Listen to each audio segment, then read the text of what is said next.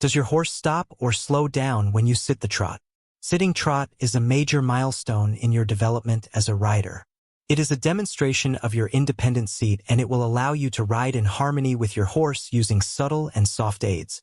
If your horse slows down when you sit the trot, he is not in front of the leg. In front of the leg means that if you ask your horse to go forward, he does so willingly and without hesitation.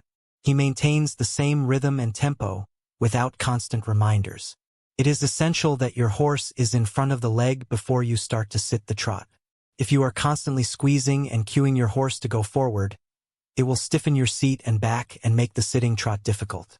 It's also physically draining for the rider. You shouldn't be working harder than your horse. The big secret to the sitting trot is that the more correctly your horse is using their body and top line, the easier it is to sit the trot. The most common mistake I see is riders sitting the trot too soon, before their horse is using their body correctly. Here we'll discuss 2 exercises I use to teach horses to be in front of your leg in preparation to sit trot. Do not worry about your horse's head during these exercises. We are purely focused on the driving aids here, and asking for contact or roundness could be misconstrued as an aid to slow down or stop. Let the energy flow forwards for the purpose of increasing their sensitivity to the aids. The contact can come once the forwardness has returned. Exercise number 1. Resensitize your horse to the leg. Horses are not naturally lazy. We often train them to be lazy so that they don't overreact and leave us in the dirt. But with correct training, we can reestablish forwardness. Rider position is crucial for waking up a lazy horse. You need to be in the optimum position to give effective aids with the minimum energy expenditure from you.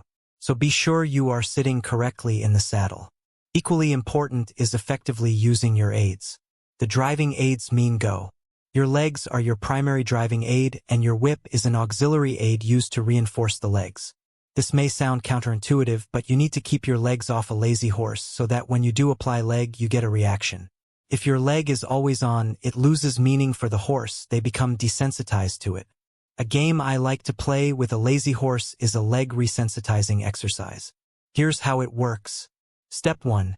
Walk on a loose rein, then close the legs and ask for trot.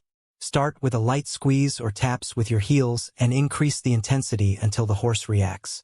The second he picks up the trot, take the leg off and release the pressure. Let the horse trot for a few strides, then slowly come back to the walk. At the walk, practice letting the him walk with a neutral leg. Your heels should be down and the leg should drape gently against their side without exerting pressure. Repeat the exercise, focusing on that simple reaction to the leg. Note, this same pattern of cues can be used to resensitize a horse to the whip. Remember, horses can feel a fly land on a single hair, so they can feel the slightest tickle from your whip, and that's all they should need to get a reaction. Step 2. Practice walk-trot-walk transitions. Now that the horse is cued to respond to the leg, work on getting a consistent response with walk-trot-walk transitions. We want the upward transition to be abrupt and explosive. We want the downward transition to be gradual, bringing your horse down to an active walk without letting them stop. Repeat. Remember, when working with lazy horses, reward by release. As soon as the horse responds to the given aid, put your heels down and take your leg off. You'll notice in a short space of repeating these transitions that your horse's sensitivity to the aids will improve. Exercise number 2. Get your horse on cruise control. Once you've established consistent responsiveness to the leg, the next step is to get the horse to stay in front of the leg without nagging them. It is easy to get lulled into the habit of supporting your horse with the leg all the time and then find yourself kicking and clucking every stride without getting a response. This becomes a big problem when you need to move up in line or on a rollback, or you need to ride a half pass or tempi changes, and you don't get the response you need when you ask for it.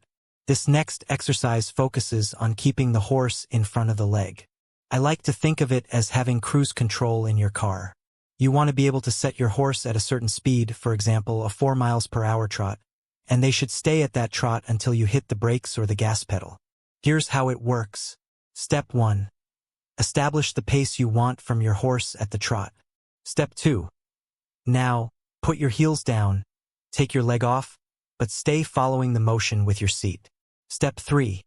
When your horse slows down without you asking, The correction is that they have to go even faster than you originally wanted them to go.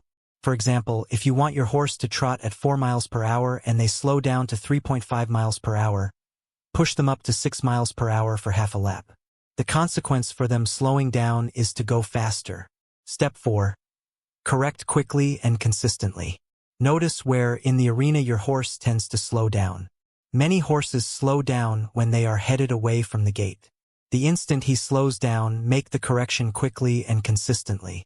If your horse makes the mistake of going too fast when you correct them, if they canter off when you want to trot, for instance, allow them continue forward for a bit. Don't punish them by bring them back right away. If they make the mistake of going too forward, this is a good thing. Step 5. Be sure you have independent aids. When you correct your horse with your legs, you must not pull back with your reins and your seat must stay with the forward motion of your horse.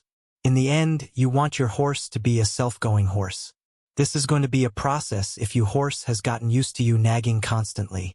You want to use reminding aids to keep your horse going forward rather than supporting aids.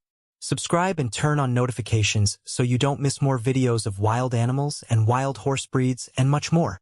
Check out this playlist of my videos of wild horse breeding and I'll see you in the next video.